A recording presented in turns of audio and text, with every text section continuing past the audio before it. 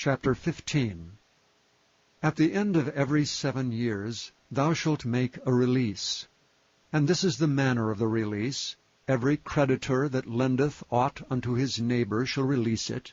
He shall not exact it of his neighbor or of his brother, because it is called the Lord's release. Of a foreigner thou mayest exact it again, but that which is thine with thy brother thine hand shall release, save when there shall be no poor among you.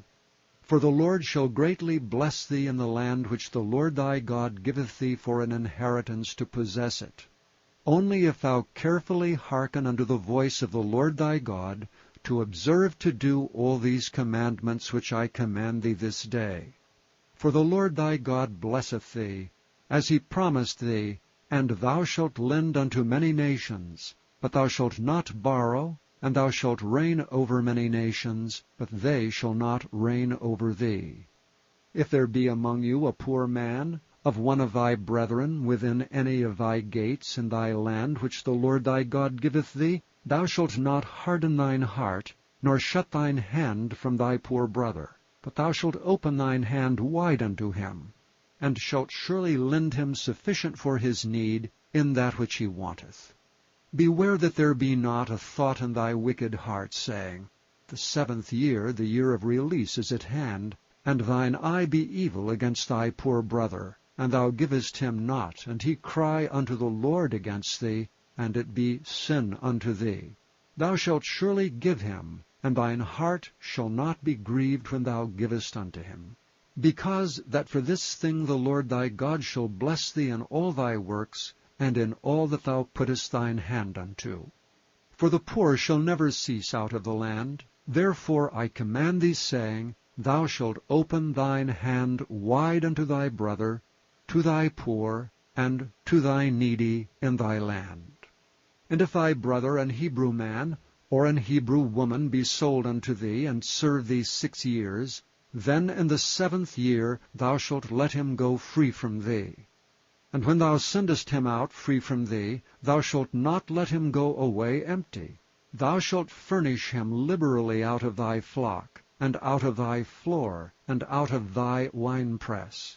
Of that wherewith the Lord thy God hath blessed thee, thou shalt give unto him.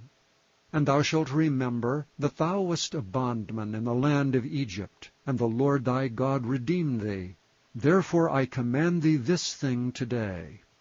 And it shall be, if he say unto thee, I will not go away from thee, because he loveth thee in thine house, because he is well with thee, then thou shalt take an awl, and thrust it through his ear unto the door, and he shall be thy servant forever. And also unto thy maidservant thou shalt do likewise. It shall not seem hard unto thee when thou sendest him away from thee, for he hath been worth a double hired servant to thee in serving thee 6 years, and the Lord thy God shall bless thee in all that thou doest. All the firstling males that come of thy herd and of thy flock thou shalt sanctify unto the Lord thy God. Thou shalt do no work with the firstling of thy bullock, nor shear the firstling of thy sheep. Thou shalt eat it before the Lord thy God year by year in the place which the Lord shall choose, thou and thy household.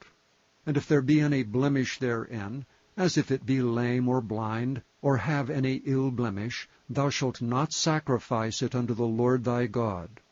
Thou shalt eat it within thy gates. The unclean and the clean person shall eat it alike, as the roebuck and as the hart. Only thou shalt not eat the blood thereof.